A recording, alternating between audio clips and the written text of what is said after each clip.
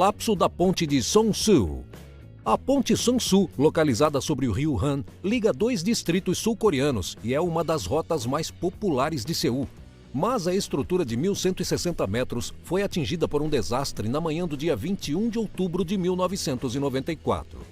A ponte não aguentou o peso de centenas de pessoas a caminho do trabalho no início da manhã e por volta das 7h40, um pedaço de 48 metros desabou no rio, junto com carros, uma van e até um ônibus totalmente carregado. 32 pessoas perderam a vida e outras 17 ficaram feridas. A ponte já tinha recebido reclamações sobre suas fundações instáveis, que causavam uma sensação de balanço constante, e a causa foi identificada como uma falha na construção. Os relatórios observaram que as juntas de cavalete de aço que sustentam a suspensão central foram soldadas com uma espessura incorreta de 8 milímetros em vez de 10 milímetros, causando a quebra de pinos, cruciais na conexão quando estivesse sob pressão. A ponte Seongsu havia sido projetada para suportar um peso máximo de 36,3 toneladas por carro. Acontece que veículos com 47,3 toneladas também estavam usando a ponte para se deslocar.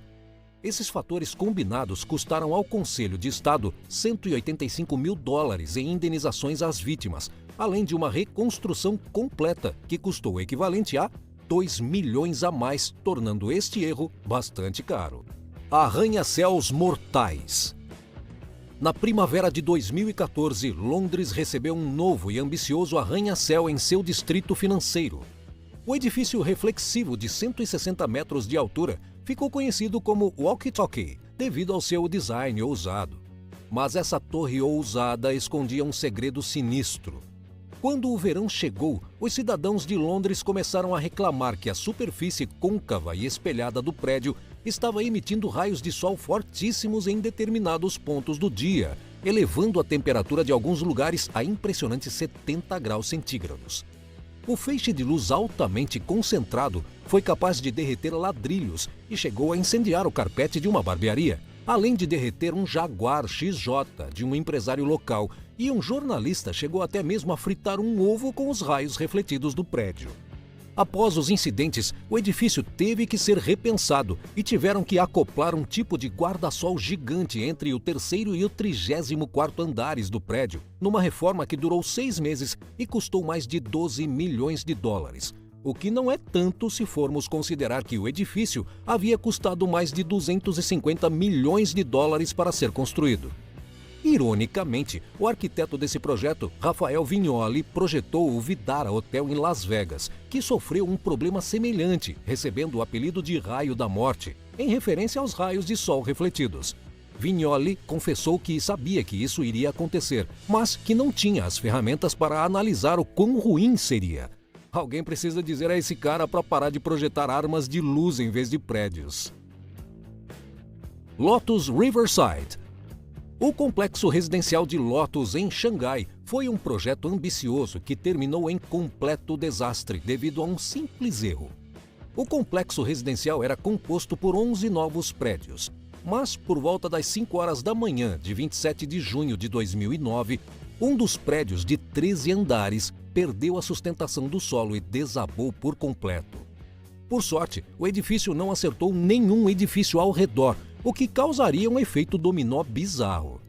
O incidente matou um trabalhador da construção civil, mas a precipitação poderia ter sido muito pior se o prédio, que estava quase pronto, tivesse chegado a ser ocupado por seus compradores. As investigações descobriram que o acidente foi causado por não conformidade com os padrões de construção e algumas fundações de má qualidade. A terra embaixo do prédio foi escavada para construir um estacionamento subterrâneo de 7 metros e o solo ficou pressionado, explodindo com a pressão, com muita água jorrando por baixo. Essas fundações barrentas fizeram o edifício tombar por completo. Se a terra tivesse sido movida para outro lugar, isso impediria todo o problema.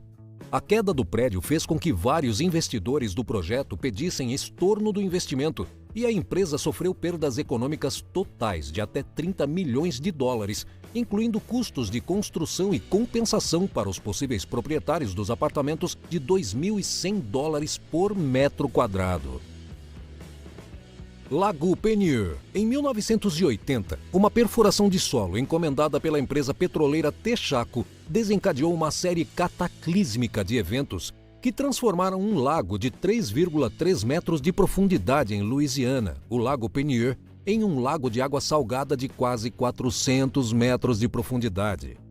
Tudo começou quando, no dia 20 de novembro, uma plataforma de petróleo de 5 milhões de dólares pertencente à empresa Wilson Brothers danificou acidentalmente a cúpula da mina de sal subterrânea da Diamond Crystal, após um erro de cálculo feito pela Texaco em relação à sua localização exata. A perfuração fez com que a água do lago entrasse em contato com o sal, e quanto mais água entrava na mina, maior ficava o buraco.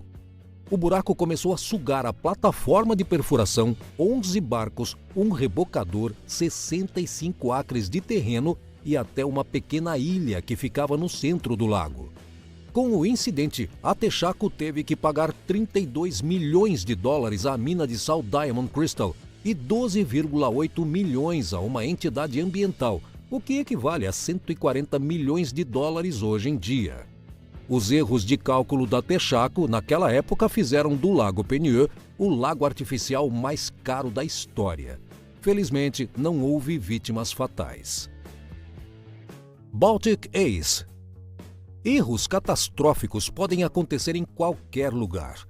Prova disso é o navio Baltic Ace, que afundou em apenas 15 minutos no Mar do Norte, no Reino Unido, em 5 de dezembro de 2012.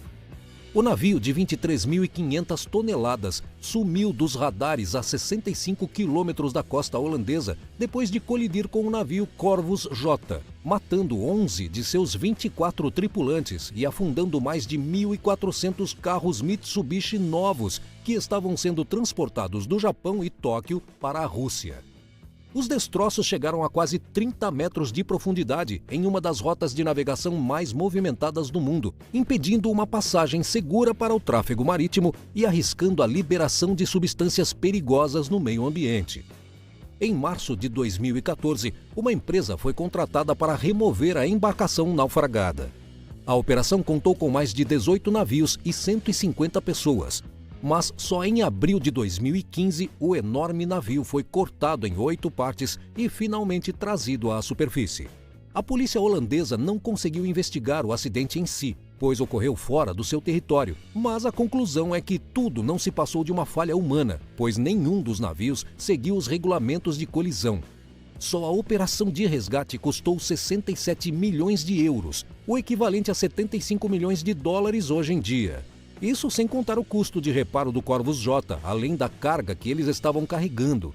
Somando todo o prejuízo, chegamos ao valor de cerca de 150 milhões de dólares.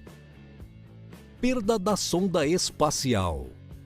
Uma falha de comunicação fez com que a NASA perdesse uma sonda espacial no momento em que se preparava para entrar na órbita de Marte. Essa cagada astronômica mandou $500 milhão para o espaço.